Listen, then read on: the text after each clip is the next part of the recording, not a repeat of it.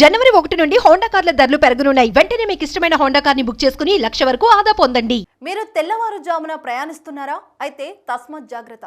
మీరు ప్రమాదానికి గురయ్యే అవకాశం ఉంది.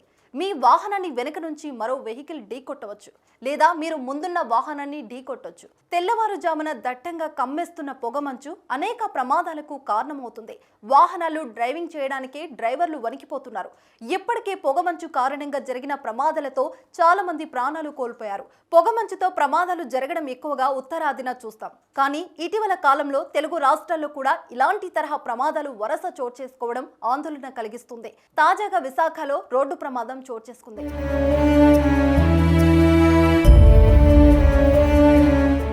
విశాఖలోని బుధవారం ఉదయం జరిగిన ప్రమాదంలో 5 వాహనాలు ఒకదానికొకటి ఢీకొన్నాయి. ప్రైవేట్ బస్సు, ట్యాంకర్, 3 కార్లు ఢీకొన్నాయి. వాహనాలు స్లోగా రావడంతో ఎవరికి ఎలాంటి హాని జరగలేదు. ఈ ఘటనలో ప్రాణ నష్టం తప్పడంతో అందరూ ఊపిరి పీల్చుకున్నారు. పొగమంచుతో రోడ్డు కనబడకపోవడంతో ఈ ప్రమాదం జరిగింది. విశాఖలోని కొమ్మాది కూడలిలో చోటు చేసుకున్న ఈ ఘటన కారణంగా భారీగా ట్రాఫిక్ జామ్ ఏర్పడింది. ఇటీవల తెలంగాణలో కూడా దట్టంగా కమ్ముకున్న పొగమంచుతో ఘోర రోడ్డు ప్రమాదాలు జరిగాయి. వికారాబాద్, నల్గొండ జిల్లాలో జరిగిన 2 వేరువేరు ప్రమాదాల్లో పలువురు మృతి చెందారు. శీతాకాలం అంటేనే భారీగా పొగమంచు కురుస్తుంది.